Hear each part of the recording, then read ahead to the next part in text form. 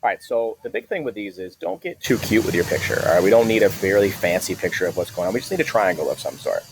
So there's a lighthouse on the shore over here, and the boat is in the water. So we're going to have a lighthouse sticking up in the air, and then a triangle going something like this. So the boat's out here, the lighthouse is right there.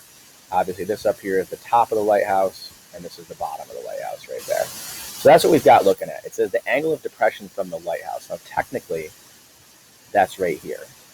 All right, so technically that's right there. But the issue is that we don't want that angle. It's not helpful. However, the angle of depression and elevation are always congruent to each other. All right, so we have to make sure that when we're doing this stuff,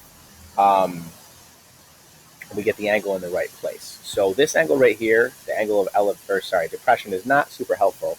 So it's much better if I just include it down here in the triangle right there, and it does not make a difference.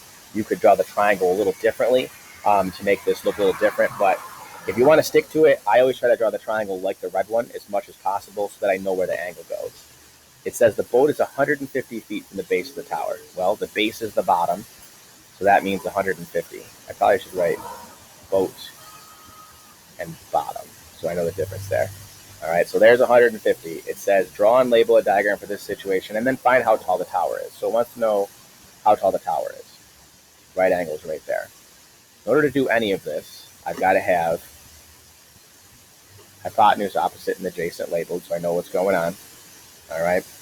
Then I know the adjacent. I want the opposite, so that's going to be a tangent problem. So I'm going to come over here, and I'm going to say tangent of 27 equals opposite, which I don't know, which is going to be x, over adjacent, which is 150. I'm going to put that over 1, and I will cross multiply here. And I'm going to get x equals tangent of 27 times 50. Okay, now I don't need to show that. I can just do it right in my calculator.